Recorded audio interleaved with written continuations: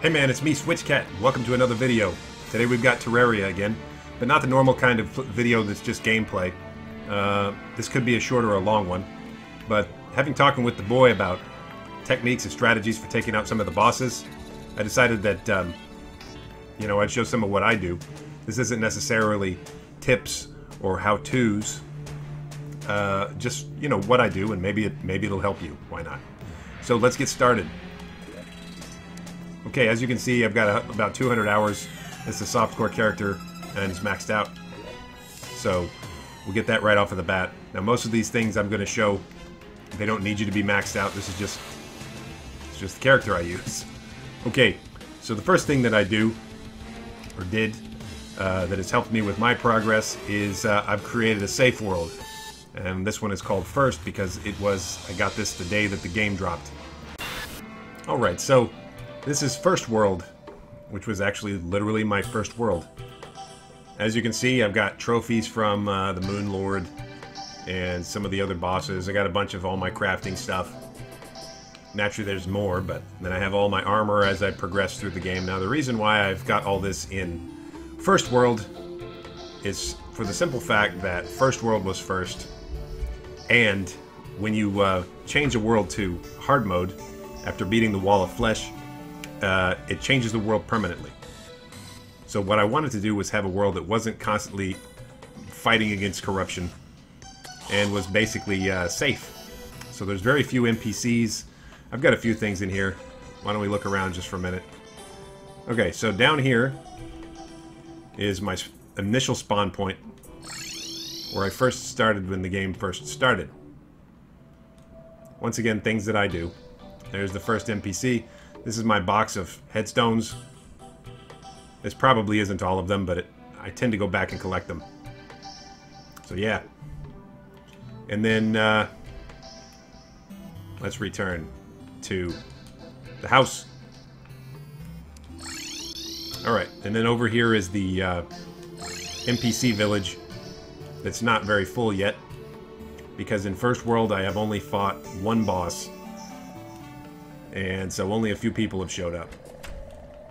But it's a relatively nice little NPC village.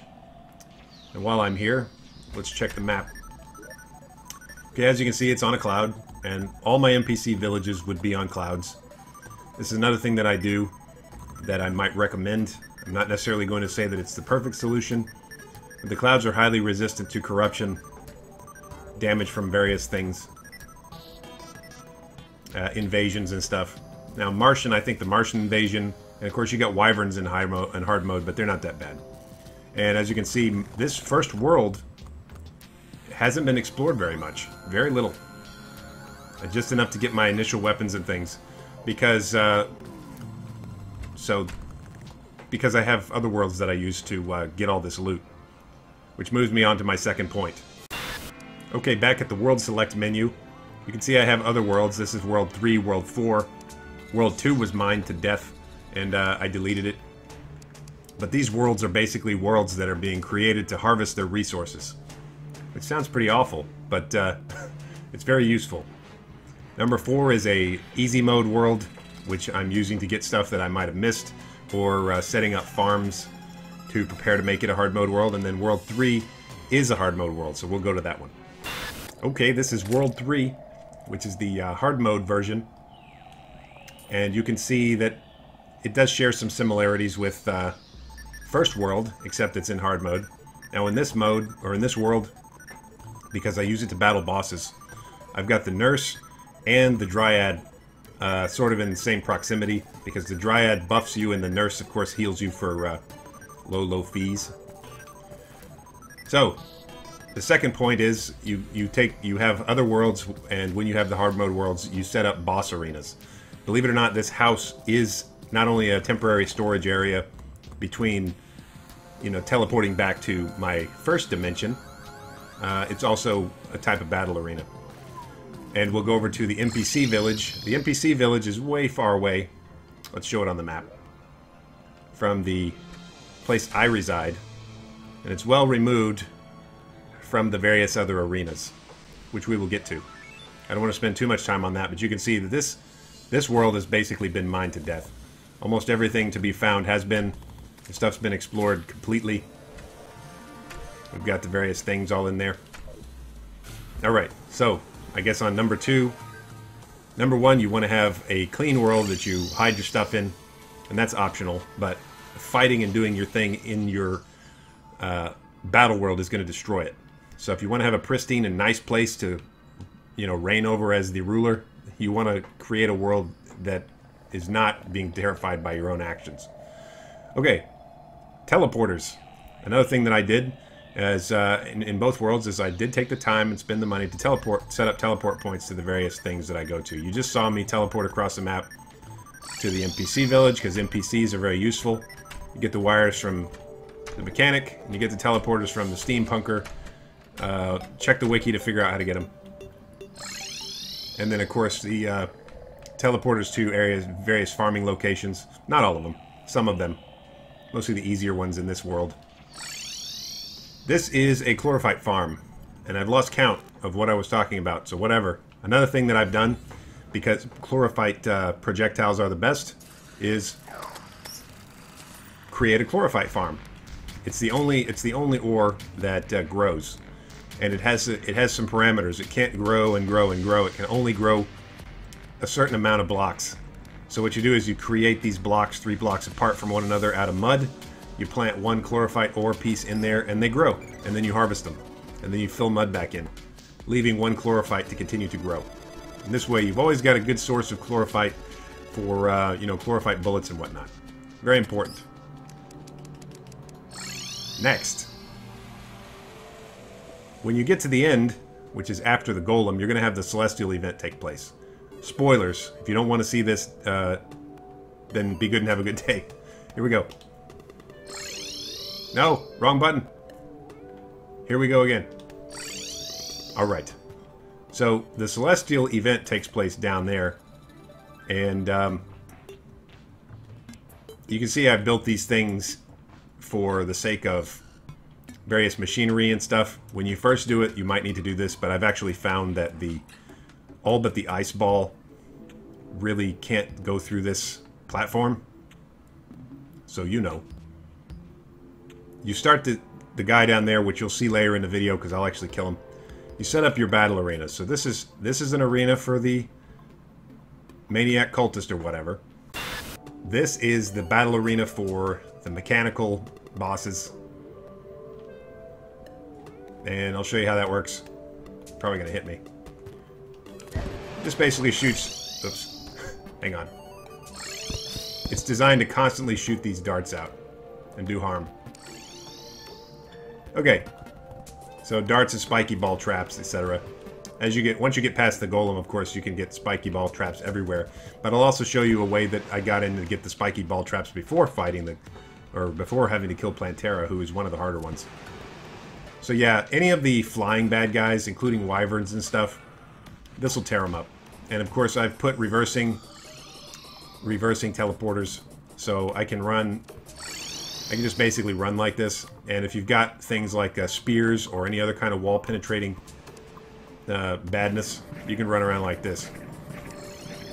And so basically, the bad guys aren't just going to stay up there, but they'll mostly be up there because they fly around, except for the destroyer. And this is just going to completely obliterate them. And for the most part, their weapons, they'll pass through the walls, but their lasers and stuff won't. Which is super good for that. Okay, so that's the what I call the sky arena. You gotta have arenas for all the boss types, in my opinion, or at least the way I play. Okay, so this is the jungle arena. This arena was specifically built to kill Plantera. And I've removed all my regenerating statues. But you can see in these little cubby holes, I'm putting slime statues and spiky ball traps and of course heart statues. So you got a constant supply of hearts. Plantera is kind of hard to trap, so because of its ability to run through everything. But basically, there's Billy Marrows. And of course it has obviously got me once, so let me get one of those. Put that in my box. So anyway, the idea is to have a pretty constant supply of health regenerating items, Of course, you have your potions and you have your various loadouts for it. But yeah, Plantera will basically crawl around here. You lead it through the spiky ball traps. See, here's an example. See this Hornet one? Now, I don't think the Hornet ones actually do anything in retrospect. But, you know, you live and learn. But anyway, if this is a functional trap, a wire will activate this on a timer. It'll generate a bad guy. Spiky ball traps will happen at the same time, kill the bad guy. The bad guy will poop out a heart or whatever else. And you go and collect them. So basically, you're flying around all crazy, looking out for Plantera's stuff. Hearts are popping out of these things, and you're collecting them. You're watching out for Plantera's bouncy, spiky trap things. And of course, if you can, you guide her through some of these blocks. Because remember, Plantera can pass through these walls. So if these have bad guy generators and spiky ball traps going on, that's going to cause a little bit of addition to the DPS. Remember, when you fight Plantera, you're not going to have the Stardust Dragon and some of this cool gear, so you've got to be able to, you know, rely heavily upon your own DPS. And so, you know, tracing bullets, stuff like that. I think at that time I was using the turtle armor. And you just basically fly around here. That's how the arena works. Very simple stuff. Okay, here we are at the Jungle Temple. And as you can see, I've purposely left this door locked. So I don't know if you can see it. Let me zoom in. Can you see here on the door we've got 3 stair steps. Right there. So you attach wooden platforms to the door and you make them into stairs. And basically, it makes so you can walk through the door. Now the reason for this is if the bosses are giving you a hard time, then going through here will allow you to get the spiky ball traps and the super dart traps early. Now when I beat Plantera the first time, I wasn't able to use the convenience of the spiky ball traps, which are in my opinion the best traps. But I was able to use like lava, pitfalls, etc. to still make my heart generators work. But being able to get into the temple and get the traps early, if you can survive, can help you. You just got to be vigilant. So I'm going to use Meowmere to get my way through here so I can show you all the stuff I'm talking about. Okay, so this is my Golem arena. And we're talking about arenas. So if you're going to fight some of these bosses, you can't really AFK a lot of them, but you can beat them very quickly and easily without a lot of skill, which is how I like to do it. And this is once again a heavily trap-based arena. As you can see, where I'm pointing with my little arms, you've got super dart traps and flame traps, and then this whole ceiling is nothing but bouncy, spiky ball traps. So I know the Golem gives some people trouble, but it's not that bad. And without using a wall-penetrating weapon, you can take him out quick, no problem. I'm going to leave the Stardust Dragon in there because I think it's helping me out so that I can explain. But the idea is you use I don't even know if I've picked one up. I picked up a lot of junk walking around. Yeah, I've got one. Okay, so why not? Let's do a quick run on this guy, okay? So there's the Golem. I'm going over here. The Golem is engaged with the traps. See, I flipped this switch. You see the switch and the timer. Pretty simple stuff. Ouch. And I've got my regens and all that good stuff. Now, the Stardust Dragon is going to wreck this guy. But I can also do this business. If you have a partisan or something like that, you can reach through the walls. Now, his lasers, once he takes enough hits, his lasers are going to come at you. And he's going to shoot them faster and faster. But what I found is good to do with this trap design, which is why I've done it with a 90-degree angle. Your dungeon may not have sufficient space. But if you can do the up and down like I'm doing here with the side, and then once this guy's done, you basically jump around in U patterns. Get him to where he's in the center. And you can see I'm taking hits. And with the current armor, it's not doing that bad. I think with Chlorophyte or Turtle armor, he'd be taking a little bit more damage, but in reality, he's not taking all that much. The fact, I don't have to really be doing this with the weapon. Let me just stop. You just walk around, he's gonna shoot at you, and you do this, like, U-shaped walking and jumping pattern. And you see how he's, like, he's pointing at me. Let me start over. He's pointing at me, but he's only hit me with once every once in a while. If you get down to the bottom level of hearts or whatever, then you just use a potion. I think I can get through this without having to. Because it's just about basically timing his little lasers. There, he's dead. He's done. That was it. So let's go. You turn the business off. Done. Now the Stardust Dragon, I'm going to admit point blank that the Stardust Dragon did most of the work on that. But you get the idea. Without the dragon there, any kind of pets will do the same amount, or not the same amount, but the same kind of work. In addition, what did he drop anyway? Anything good?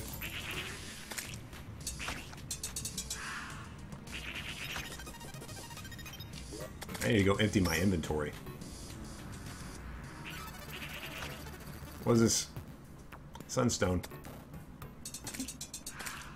Neat. Okay, so we were talking about arenas. We got a chance to see the golem boss get beat up in an arena. I didn't even have to use a potion. I took several hits, but of course it's been a minute since I did that. So that wasn't too bad. So let's go ahead and do the Moon Lord, why not? It's kind of a process. So we'll start with the Lunatic Cultist. Okay, the dragon's going to make quick work of these guys. But basically, you just mess up these guys, and then the Lunatic Cultist will appear. There he is. He's the guy with the long nose there. So basically, you just want to have him. Let's see. You just want to have him like appear over there. He's going to always try to appear right above you, and he can't actually hurt you through this platform. So, hang on, let me move this above me. Alright, so see that snow thing? Yeah, that's going to do damage. A lot of stuff's going to come at you, but not a whole lot of it can hurt you if you're sufficient distance away from the surface that it impacts. Like his lightning bolts, which will come out. I guess that gets through. Doesn't do a lot of harm, though. You just move out of the way of stuff. So, now the Lunatic Cultist, of course, the dragon wrecks him. So there's that, but you get the idea. Take a potion. If you have a spear or something like that, that usually works. So he's dead. I'm not saying that it's gonna go. I'm not saying it's gonna go that fast the first time. The Stardust Dragon is definitely awesome. All right, we got the cool tunes playing, and check the map. Now that dude's been blasted into oblivion, you see we've got these things. This is called the, Celestial Pillar event, I think. So I'm not necessarily telling you the right way to do it, or the best way. I'm just saying that's what I did. So the Lunatic Cultist is done, and he's dead. So this is, in my opinion, except for like the magic one, which usually takes me several deaths, which I don't care, whatever. Let's go get him. So basically, I mean, what I do is I try to find a place that's relatively safe. And let my wall-penetrating weapons do most of the work. You kind of get the idea. Now, the weapon that I've got right now, you're not going to have until probably the first time you get through all this. So just assume you won't have this. In fact, you won't have the Stardust Dragon either. So I'm going to gradually work my way through this, and I'll get back to you.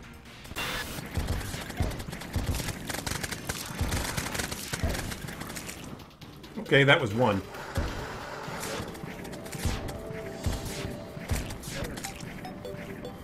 So, I got 3 more to go. Also, I need to get my headstone, because obviously I died. That one always gets me because of those teleporting bad guys. Man, I got so much junk. Okay. So on to the next one. Each one having its own theme has its own dangers.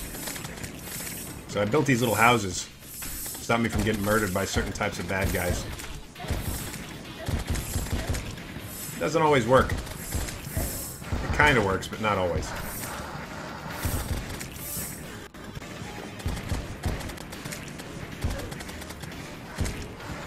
So we'll just go through this and I'll get back to you. Okay, now the shield's off.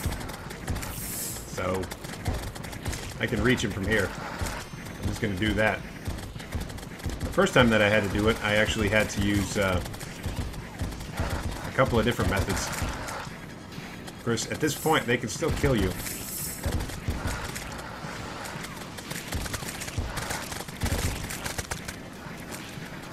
Okay, that's done. Alright, so now we're up on the one that does the wasps, which is my least favorite one. But in this case, I can let the dragon do most of the work. This one's hard to use shelters for because the hornets will appear above you. But basically, if you have some summoned things that can do damage outside, or you have something that penetrates walls, such as a spear or partisan, this one is actually not so bad as long as you can keep those hornets from spawning too fast and giving you too much harm. That's the only thing that's really dangerous. Most of these other guys can't get in, so easy peasy. And I'll just work my way through this one and get back with you. Okay, his shield is down. So now I just work on this guy.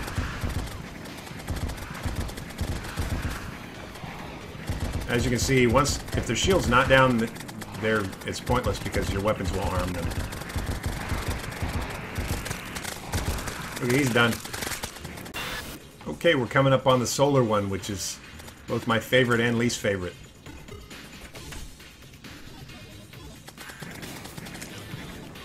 I usually just stay in this old house. As with all of them, you've got to take out 100 of their minions before their shield will drop. And most of their minions can't get in. So they just fight from here. Use magic, use summons, use wall... what would you call that? Wall penetrating weapons, as with all the others. Check the map, see where he is. So he's a little ways away. Whatever. So I'm going to do this one, and then we'll get back into the film. Alright, so his shield is down, and now we're going to try to take him out before he takes us out. Actually, I've got the dragon helping me out quite a bit, but you can do it without him. Solar fragments is what you need if you want to make the great melee gear. Just watch out for all the bad guys that you would need to do that. Alright, impending doom approaches. My plea for death. When did that happen? So, when it says impending doom approaches, that's when you've got about 60 seconds before the Moon Lord arrives. So I'm going to use my old cell phone and get back to the last arena on the list. This arena is actually my house. Now, the first time that you fight the Moon Lord, you may not have the right weaponry to really do him a lot of harm. So this isn't really one of those strategies, I would say, requires a lot of skill. It just requires a lot of being dedicated to finishing the game. Because you'll mess up, and then you'll have to do the whole lunatic and 4 pillars event again. Yep, there he is. The Moon Lord. Alright, so there's a method here to this too. You'll notice that I've left the traps from the other thing on, so the darts hit him every once in a while. Any little bit to get some more DPS on him. Dragon's doing his job. First time I did this was spiders and hornets, and they didn't do much. But you get the dragon, you get the parts for this weapon and for the dragon from the celestial pillars. You don't need to kill the Moon Lord to build them, which means you can work your way up to it. So it may be that you do the pillars a few times, fail the Moon Lord a few times, and then once you've got these weapons, you kind of just cheese it, which is kind of what I'm doing now. You'll notice that the nurse is there. She's not having too much of a hard time. I'm not getting buffs from the Dryad for some reason, but whatever. just basically keep yourself from getting killed by healing up, using potions in an emergency, trying to keep the DPS off the nurse, and so on and so forth. And take out the head first. That's very important. The eyeball in the head has to be the first one because the hands will make it much harder. You'll see what I mean.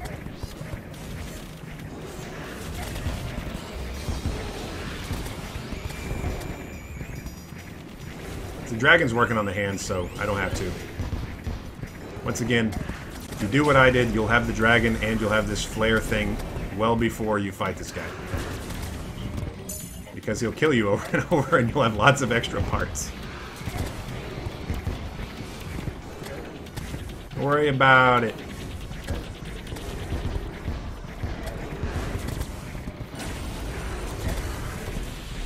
He's got a bit left. Now, I'm sure you can get on YouTube and see a lot more exciting battles with this guy.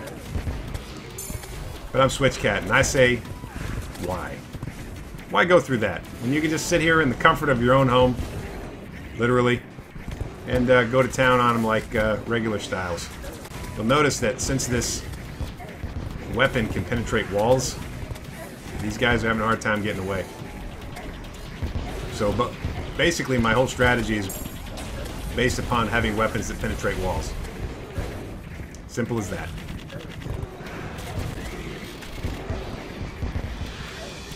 There we go, that one's out. Heal up. Next. Come on, you bad guy. By the time you get to the third eyeball, the dragon's already kind of touched him up for you, so... or softened him up. Okay, that's out. Heal up. Now, if you're in the cloud house like me, you won't see it, but down there, that's his core. You can see what I'm hitting. It's got the little health thing. The thing I gotta do is make sure that the eyeballs don't kill the nurse. So if it's looking like the nurse is getting beat up, you gotta give her some room. But you can see she holds together pretty well. Eyeballs ignore the walls, but their lasers and stuff are blocked. And that's the ones that give you the most trouble. That Moon Lord, he'll stay on you, man. Getting hit. So yeah, keep going. This is literally the whole fight.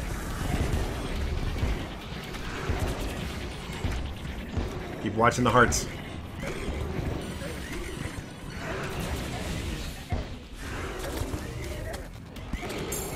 There we go. I think this is a little harder with the controller. I've played it on mobile and I've played it on PC. The Moon Lord I don't think is on mobile. But you know.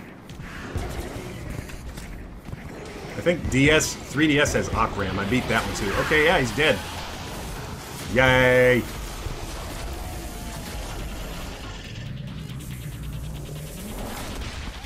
Pop. Now let's see what other kind of garbage they gave me. What is it? Where is it? Okay, well, I got a portal gun. Got that silly thing. Whatever. And that was the Moon Lord. That's the end of the game. The end. Go sell all this junk. So, as you can see, the strategies that I use are very simple. They basically rely on clever engineering, combinations of weapons, and just generally making it easy for myself. Last but not least, thanks to Emily, the axiom remains that if you can't win with skill, you can just pay.